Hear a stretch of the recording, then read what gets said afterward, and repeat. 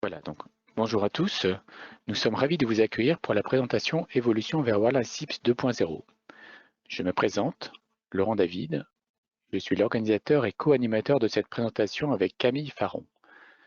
Cette présentation s'adresse aux commerçants qui utilisent la solution de paiement World SIPS 1.0. Elle sera enregistrée dans son intégralité, incluant vos questions ainsi que leurs réponses. Vos micros seront coupés durant toute la présentation. Celle-ci se déroulera en 2 temps. Une séquence d'environ 30 minutes où nous vous présenterons l'évolution vers One SIPS 2.0 et dans un second temps, une session de réponse à vos questions posées durant la présentation. Les questions ne sont pas visibles des autres participants. Je reprendrai donc les principales à l'oral. Les questions spécifiques à un contexte seront traitées après la conférence. Nous vous enverrons par email le support présenté en séance ainsi que les réponses aux questions évoquées à l'oral. Lorsque le webinaire sera terminé, un questionnaire web vous sera présenté pour évaluer votre satisfaction et nous faire part de vos remarques, questions. Ce même questionnaire vous sera envoyé le lendemain par email. Donc, je vous propose de tester donc, la saisie de questions avec l'outil que vous avez en main. Donc, cet objet graphique ici que vous avez sur votre écran si vous utilisez un PC, si vous cliquez sur la flèche rouge, vous voyez donc une partie audio, questions. Dans la partie questions, si vous m'entendez bien et dès que vous maîtrisez l'outil, merci donc de poser déjà poser une question toute simple, je suis là ou vous m'entendez-vous, me voyez-vous et on pourra vous répondre. Merci Laurent. Bonjour à tous, je suis donc Camille Faron, je travaille dans l'équipe Évolution Worldline SIPS 2.0 avec Laurent et j'accompagne les commerçants Worldline SIPS 1.0 et 2.0 depuis plusieurs années dans les équipes chargées de clientèle. Aujourd'hui, cette présentation Évolution vers Worldline SIPS 2.0 que nous vous proposons abordera 3 points. Tout d'abord le contexte, pourquoi nous vous demandons d'intégrer ces connecteurs Worldline SIPS 2.0. Ensuite, l'accompagnement, comment Worldline vous accompagnera dans cette évolution. Et enfin, votre projet, quelles sont les étapes nécessaires et les moyens prévus pour intégrer les connecteurs. Alors rassurez-vous, je ne suis pas développeur, nous n'aborderons pas de technique lors de cette séance. Je suis plutôt présente aujourd'hui pour vous présenter les grandes étapes qui vous sont demandées pour évoluer vers Worldline SIPS 2.0. Dans un premier temps, parlons du contexte qui nous amène à l'arrêt du service 1.0 et pourquoi vous devrez intégrer ces connecteurs Worldline SIPS 2.0. Donc, si vous êtes ici, c'est parce que vous utilisez actuellement les API 1.0. Il y a 25 ans, SIPS innovait en proposant des pages déportées via l'intégration d'API sécurisées présentes sur votre site. Ces API sont à présent en fin de maintenance. Depuis 5 ans, Worldline SIPS propose donc son offre 2.0 qui s'appuie sur de nouveaux connecteurs qui améliorent l'expérience de paiement et qui apportent de nombreuses possibilités que Laurent vous détaillera dans quelques minutes. Par ailleurs, conformément à nos récentes communications, et ça répondra à la question qu'on nous a posée tout à l'heure, nous vous rappelons que les inscriptions de boutique 1.0 ne sont plus possibles. L'opportunité est ici pour vous de démarrer directement sur l'offre 2.0 et d'éviter un processus de migration de 1.0 vers les nouveaux connecteurs 2.0. Notre objectif est ici de faciliter votre passage vers ces nouveaux connecteurs, de vous faire bénéficier des nouveautés technologiques, sécuritaires et réglementaires et de vous accompagner dans ce projet d'évolution. Alors, parmi les nombreux avantages de l'offre 2.0, nous en notons 4 principaux.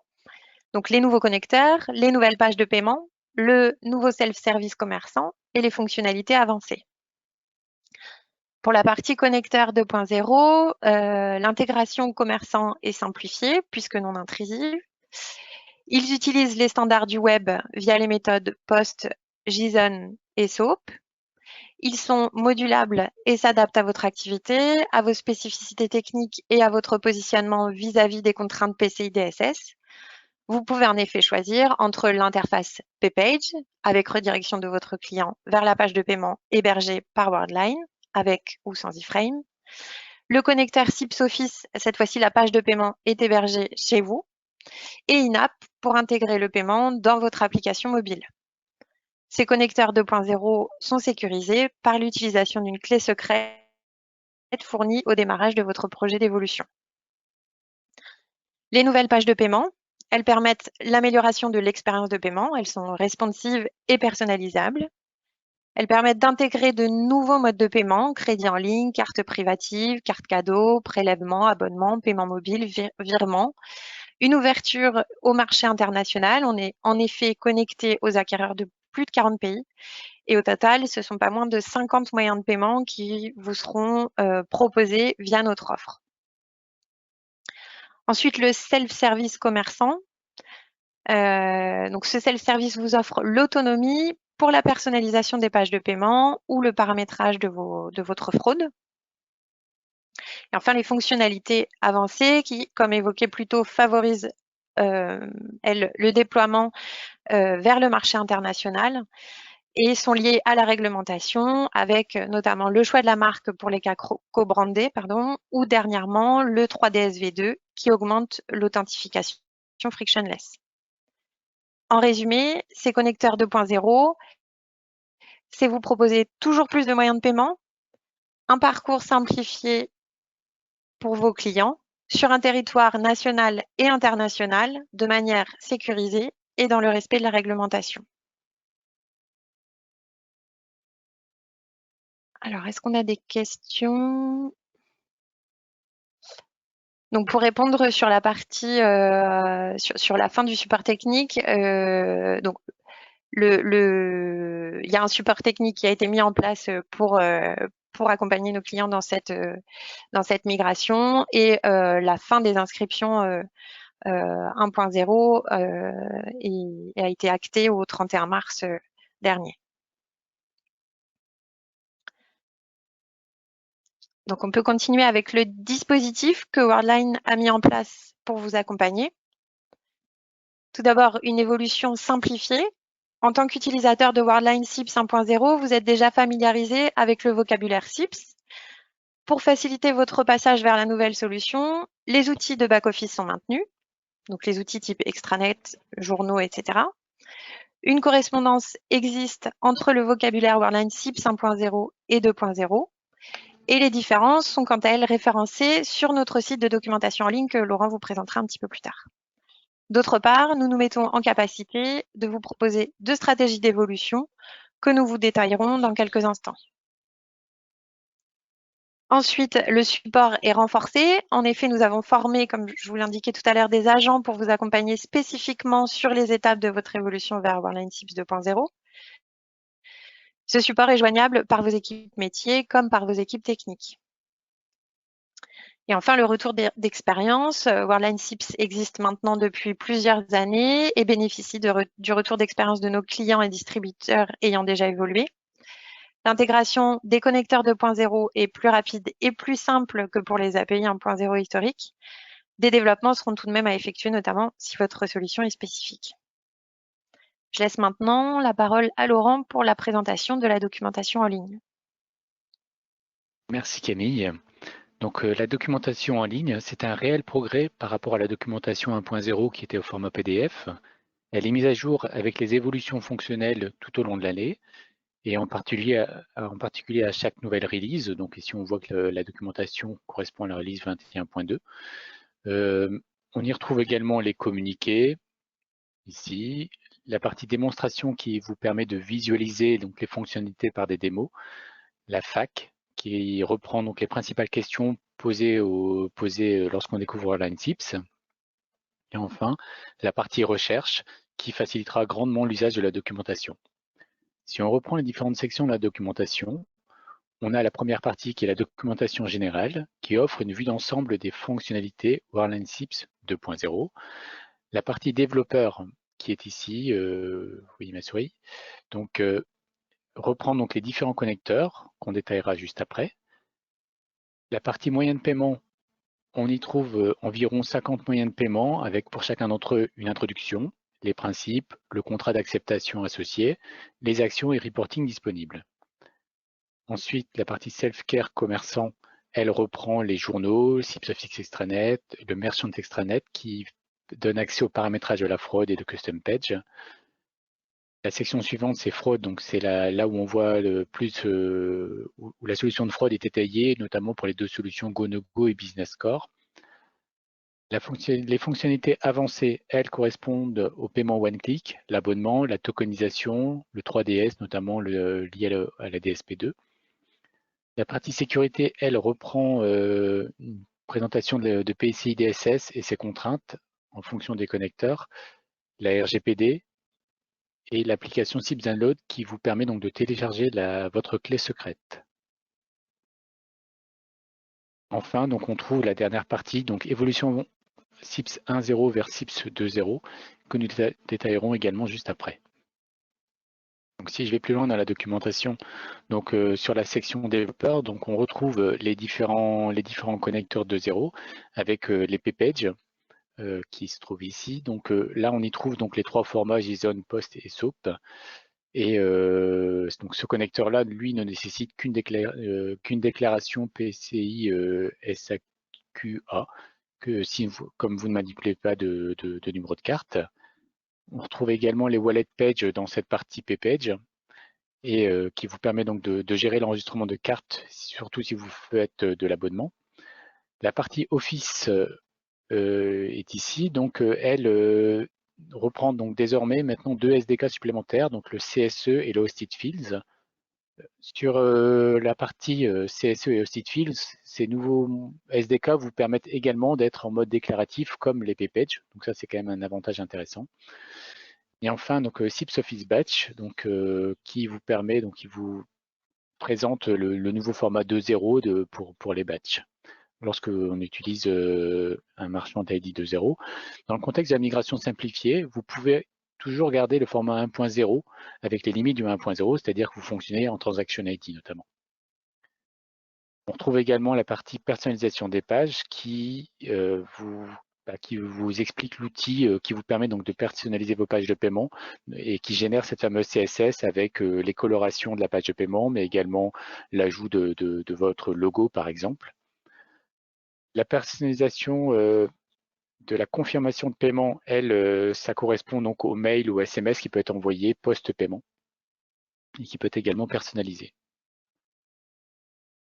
Je continue. Donc maintenant, on arrive sur la partie évolution SIPS 1.0 vers SIPS 2.0.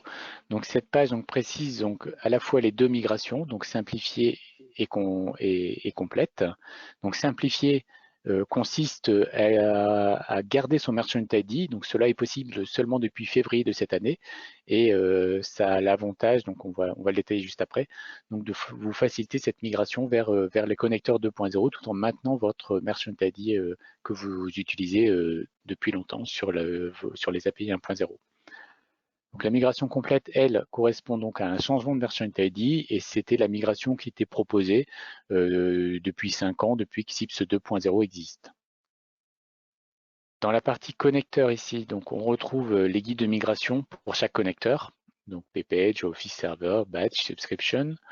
La partie extranet, elle, reprend plutôt la partie migration de votre personnalisation de page de paiement, si vous en aviez une qui a été produite avant, en 1.0. La partie information utile, elle, contient la FAQ, notamment la FAQ liée à la migration 1.0 vers le 2.0. C'est peut-être un document qui est un peu masqué aujourd'hui, mais qu'il faut lire, j'ai presque envie de dire, très rapidement au démarrage de votre projet de migration, parce que cette FAQ, on le verra dans la page juste après, reprend toutes les questions que se posent les commerçants qui ont démarré leur migration vers le 2.0. Et on retrouve également la partie correspondance. Et enfin, la partie subscription qui correspond à l'abonnement. Et donc, c'est le guide de migration de l'abonnement 1.0 vers l'abonnement 2.0. Ici, la FAQ que j'évoquais, que j'ai commencé à vous décrire. Donc là, on retrouve les questions que finalement tout à chacun peut se poser quand on j'ai envie de dire, démarre ce projet de migration. Donc, c'est des questions qui peuvent être très pratico-pratique, la date limite, le nombre de jours, des choses comme ça. Donc voilà, on a essayé de répondre et de vous partager donc toutes ces questions qui ont pu être posées lors des précédents webinaires, mais également au support Worldline SIPS. Donc voilà. Donc en résumé, donc ce site de documentation, comme vous avez pu le voir, donc présente de nombreux guides et sont en général donc adaptés à votre contexte, puisqu'il y a le guide de migration complète, le guide de migration simplifié qui est notamment proposé. Et pour ceux qui sont plutôt réfractaires à la documentation, il y a depuis cette année, je pense, peut-être un peu plus, un serveur qui vous met à disposition des exemples de code source. Donc c'est une autre forme de documentation par l'exemple. Et donc on retrouve donc deux exemples d'implémentation des pages de paiement dans le contexte de la migration simplifiée, ici en JSON et en POST. Et on a la même chose quand on est dans le contexte d'une migration complète. Donc, c'est comme si on était un nouveau commerçant 2.0 avec un marchand, j'ai envie de dire, tout nouveau créé, quoi. Donc, ici, on est en transaction de référence. Là, on est en transaction ID, par exemple. Ça fait partie des grandes différences entre les deux. Donc, pour chaque migration, donc est proposé, donc pour chaque exemple est proposé donc le paiement classique, le paiement avec demande de frictionless, donc le frictionless demandé par le commerçant, donc qui perd la garantie d'un point de vue impayé, le paiement échelonné, le paiement one click et le paiement à la livraison. Ici. Que dire de plus Donc, par rapport à ces exemples de code source, donc si vous ne fournissez pas de paramètres lors de l'appel de cette page que vous hébergez sur votre serveur, donc des valeurs par défaut sont utilisées et donc ils vous permettent de visualiser très rapidement l'appel de notre serveur Worldline SIPS depuis votre site internet. Donc c'est quelque chose de très pratique et qui répond, on va dire, à une typologie de développeurs qui est peut-être pas ceux qui préfèrent lire la documentation avant, quoi.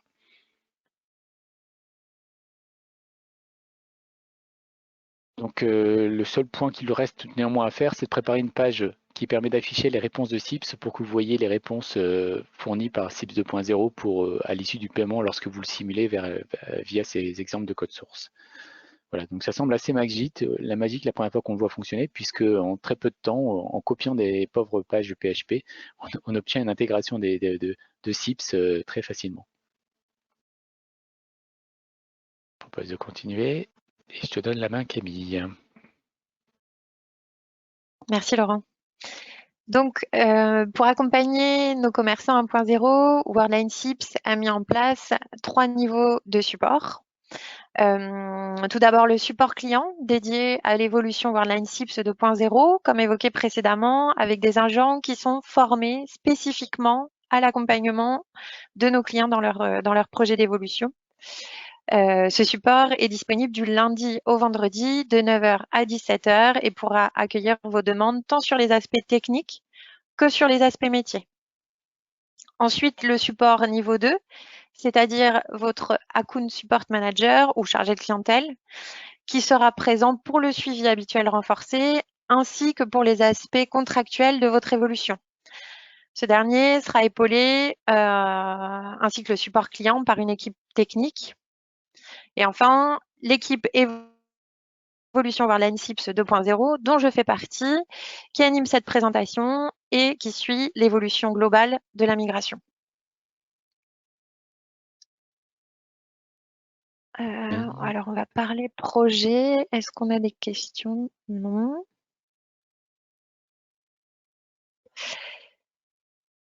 Donc, votre projet, cette partie-là, détaille les actions attendues pour que vous puissiez intégrer les nouveaux connecteurs. 4 étapes vous seront présentées. Le quoi, avec les prérequis, l'état des lieux. Vous allez recevoir ou avez peut-être déjà reçu d'ailleurs un avenant Worldline SIPS 2.0 à votre contrat. Le comment, c'est-à-dire le choix de la migration en fonction de votre contexte.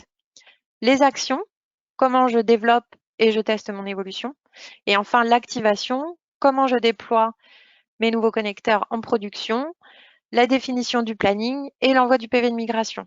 Votre projet sera alors terminé et vous pourrez désormais profiter pleinement des options 2.0. En détail maintenant, donc le prérequis, c'est donc l'étape contractuelle avec vos fournisseurs. donc moyens de paiement, banque, prestataire technique, etc. Et avec Worldline SIPS et la réception de l'avenant à votre contrat. Si vous ne l'avez pas encore reçu, d'ailleurs, nous vous invitons à vous rapprocher de vos chargés de clientèle ou à nous le retourner signé rapidement si vous l'avez effectivement reçu. À l'issue de cette étape, vous avez identifié qui se charge du projet. Et je laisse la parole à Laurent pour l'étape suivante. Merci Camille. Donc, la stratégie d'évolution, donc 2 solutions sont possibles désormais pour évoluer vers les connecteurs 2.0. La première que vous connaissez déjà, donc c'est la migration complète, où on vous fournit une nouvelle boutique qu'on appellera 2.0. Donc celle-ci nécessite de voir en détail les paramètres que vous souhaitez pour créer cette nouvelle boutique 2.0. Après réception du paramétrage souhaité, donc le support Worldline crée cette nouvelle boutique. Vous conservez un certain nombre d'outils communs au 1.0 et 2.0, comme l'extranet ou même le compte SFTP, puisque vous réutilisez le même compte. Et vous verrez donc sur l'extranet ou sur le compte SFTP, donc les 2 boutiques, les 2 fichiers associés à votre ancienne boutique et votre nouvelle boutique. Donc vous menez votre projet à votre rythme et lorsque vous êtes prêt, vous pourrez donc activer votre nouvelle boutique. La migration simplifiée, donc qui est nouvelle, donc c'est l'utilisation des connecteurs 2.0 sur votre ancien Merchant ID. Donc vous gardez votre boutique, pas de paramétrage vous sont demandés, nous maintenons l'existant. À partir des informations contact, donc c'est-à-dire l'email que vous aurez fourni, donc nous pourrons générer la clé secrète qui sera envoyée à cet email. Donc vous intégrez ensuite et testez donc ces connecteurs, que vous pouvez dès à présent le faire via la boutique de Simu, ce que détaillera tout à l'heure Camille. Et lorsque vous êtes prêt, vous basculez votre flux de production vers ce connecteur 2.0, en réalité c'est vers cette page 2.0. Après validation, vous démontez l'API 1.0 et vous pouvez donc ensuite demander l'ajout d'options ou de moyens de paiement 2.0. Donc cette solution vous permet de continuer de fonctionner en mode Transaction ID et de garder vos journaux à 1.0 et vous menez toujours votre projet donc à votre rythme tout en réduisant les changements back-office. Donc ce qui est vraiment important de retenir, c'est que vous pouvez d'ores et déjà intégrer les connecteurs 2.0 avec la boutique de simulation qui est détaillée dans la documentation en ligne. À l'issue de cette étape, donc vous aurez choisi votre stratégie de migration, donc à savoir soit la migration complète, soit la migration simplifiée. Pour faciliter ce choix, donc on peut également le voir via des questions. Donc on a énuméré un ensemble de questions qu'il faut se poser. C'est déjà combien de Merchant ID vous disposez. Si vous en disposez de plus de 10, ça fera un oui. Si vous avez automatisé des traitements associés aux journaux que vous recevez, si vous pratiquez de la duplication, de la validation, du remboursement de transactions automatisées, si les moyens de paiement que vous utilisez actuellement sont suffisants, les journaux en place sont suffisants et que le fonctionnement en mode Transaction ID vous convient, il est fort probable que la migration simplifiée soit la bonne solution qui vous convient, puisqu'elle vous réduira l'effort et derrière, ça sera une migration qui se fera, en assez peu de temps. Si c'est une majorité de non, il y a plus de chances qu'il faille envisager donc la création d'une nouvelle boutique 2.0 et ainsi démarrer donc sur cette nouvelle boutique l'intégration des connecteurs 2.0.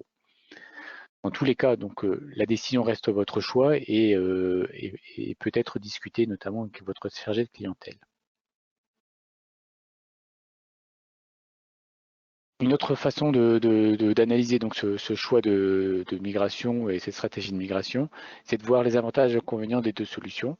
Donc pour la migration complète, donc l'avantage c'est que vous disposez tout de suite des moyens de paiement 2.0, des journaux 2.0 et vous fonctionnez fort probablement en transaction de référence, même si Transaction ID est toujours possible en créant une boutique. Donc ça, c'est le côté positif. Le côté plus négatif, c'est le fait que vous allez gérer pendant un temps donné, donc 2 Merchant ID, le temps de la migration, mais également le temps de gérer donc la gestion de caisse, donc de gérer les annulations, les remboursements. Vous serez toujours obligé de conserver ces 2 Merchant ID durant cette période de migration. pour la migration simplifiée, donc vous conservez votre Merchant ID comme déjà évoqué.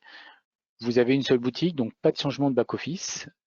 Et les limites, les évolutions sont très limitées d'un point de vue utilisateur. Le bémol, c'est que vous restez en mode Transaction ID et vous conservez donc les journaux 1.0 dans un premier temps. Vous pouvez les faire évoluer, passer à des versions plus récentes, mais durant la migration, vous conservez, vous ne changez rien d'un point de vue back-office. Lorsque vous aurez terminé cette migration, vous pourrez ensuite demander l'ajout de connecteurs 2.0 notamment, mais il est fort probable que vous restiez sur les Transaction ID parce que c'est l'élément qui a le plus d'impact d'un point de vue migration. Voilà, donc l'objectif des deux migrations, c'est que vous restiez autonome pour gérer la bascule vers le connecteur 2.0. Nous fournissons au début de migration les éléments, donc c'est la clé dans le contexte de la migration simplifiée, et dans le cas de migration complète, c'est la clé et le Merchant ID associé à votre paramétrage demandé. Donc voilà. Et je donne la parole Camille. Merci Laurent.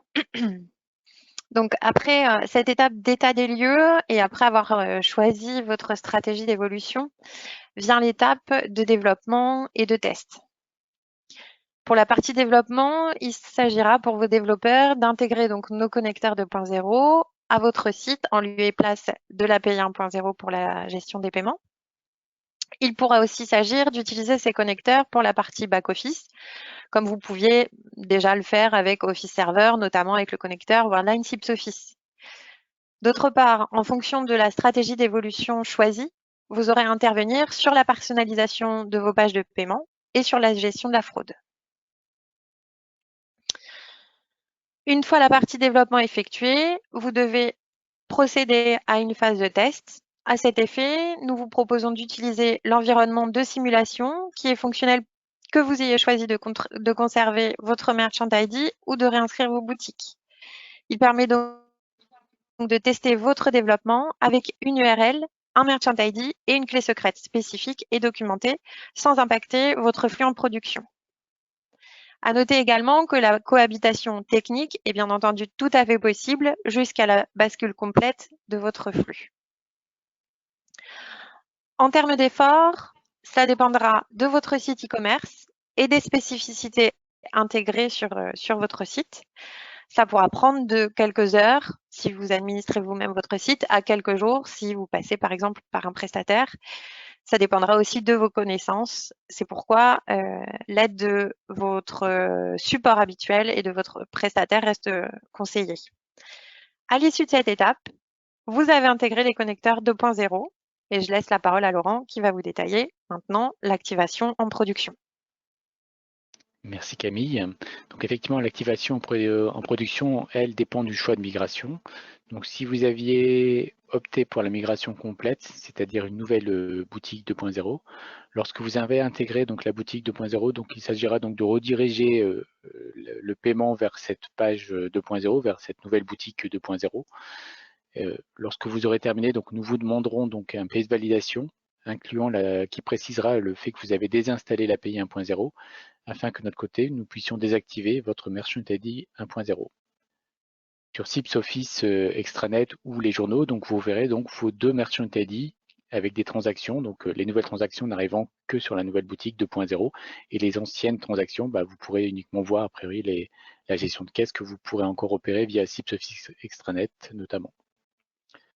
Si vous avez opté pour la migration simplifiée ou le maintien de votre boutique historique, lorsque vous avez donc intégré le connecteur 2.0, donc vous pouvez rediriger donc votre flux vers la page qui est associée au connecteur 2.0. Pendant cette période probatoire, donc vous pouvez utiliser les deux connecteurs, je sais pas ce qu'on va dire en simultané, puisque on n'a pas changé le paramétrage de la boutique 1.0 ou 2.0, donc vous avez la même boutique, quoi. Le cœur est le même et on a bien le même paramétrage sur les deux connecteurs. Et donc lorsque vous aurez terminé donc l'intégration et vous constatez que le flux qui passe sur le connecteur 2.0, il ressemble en tout point au flux que vous aviez en 1.0. Donc nous vous demanderons donc d'envoyer un pièce de validation qui stipulera également la désinstallation de l'API 1.0. Ainsi, nous pourrons vous ajouter des options 2.0 à votre demande. Sur CIPS Office Extranet ou les journaux, vous ne verrez pas d'impact à l'issue de cette migration. Vous avez toujours des transactions en Transaction ID. Donc à l'issue de cette étape, vous avez donc terminé votre projet d'intégration. Les connecteurs 2.0 sont en production et les API 1.0 désinstallés. À toi Camille. Donc, pour conclure, les grandes étapes de votre évolution seront donc les prérequis qui mènent le projet et la validation contractuelle. À nouveau, si vous avez déjà reçu votre avenant, merci de nous le retourner au plus vite ou d'interroger vos chargés de clientèle si ça n'est pas encore, si vous ne l'avez pas encore réceptionné. Le choix de votre stratégie, donc migration complète ou migration simplifiée. Les développements, la phase de test et enfin l'activation en production. Quoi qu'il en soit, sachez que les équipes Worldline restent présentes tout au long de votre projet et nous vous souhaitons une très bonne évolution. Camille. Donc allons voir maintenant du côté des questions. Y a-t-il des questions posées nouvelles?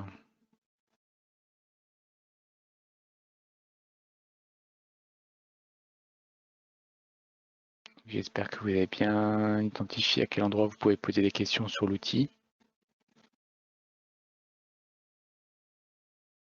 Pour l'instant, donc pas de questions. Ah, si.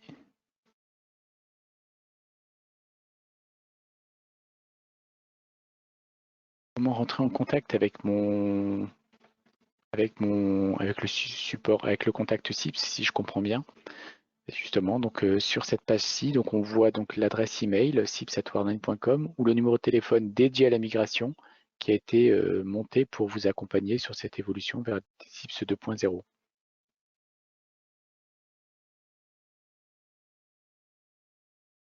Tout à l'heure, je me permets de faire un petit focus sur les CMS, donc les solutions PrestaShops, Magento, WooCommerce par exemple. Donc la question qui se pose, c'est est-ce que ces CMS donc, ont bien intégré la migration simplifiée? Quand je dis ces CMS, c'est l'intégrateur qui propose un module sur le CMS. Aujourd'hui, on n'a pas une réponse toute prête parce qu'on ne sait pas si chacun d'entre eux l'ont fait. On sait qu'on a plusieurs intégrateurs qui ont fait la démarche d'intégrer la migration simplifiée aujourd'hui. Et donc, lorsque vous démarrez donc, votre migration et que vous utilisez un CMS, il faut demander à votre intégrateur s'il a bien intégré la migration simplifiée. Si ce n'est pas le cas, qu'il n'hésite pas donc déjà à se rapprocher de nous. On pourra lui renvoyer la présentation associée à la migration et lui rappeler et lui préciser la documentation qui précise ce qu'il doit mettre en œuvre pour que cette migration simplifiée soit bien possible. Et pour ceux qui l'ont déjà fait, c'est tout simple. Il suffit simplement de remplacer le module 1.0 que vous pouvez avoir sur votre CMS et donc télécharger ce module 2.0 et mettre le paramétrage habituel, donc votre Merchant ID, la clé secrète qui est nouvelle et donc vous pourrez donc tout de suite utiliser donc votre CMS avec les connecteurs 2.0 de façon assez transparente pour vous, quoi. Y a-t-il d'autres questions?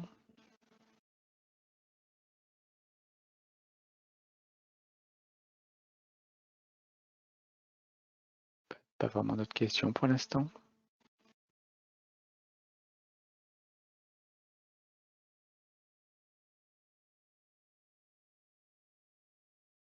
Et pas d'autres questions. Propose de terminer notre présentation. Donc tout d'abord un grand merci à nos participants pour votre temps. Nous espérons que vous avez apprécié cette présentation. Nous vous enverrons, comme indiqué au début de présentation, par email les réponses aux questions, le support présenté à l'oral, et vous aurez un questionnaire de satisfaction à l'issue de cette présentation. Et n'hésitez pas encore à y poser, même si vous n'avez pas osé l'écrire dans l'outil, lors du sondage, si vous avez une question, n'hésitez pas à l'ajouter dans le questionnaire. Il y a une zone de saisie libre qui est prévue à cet effet.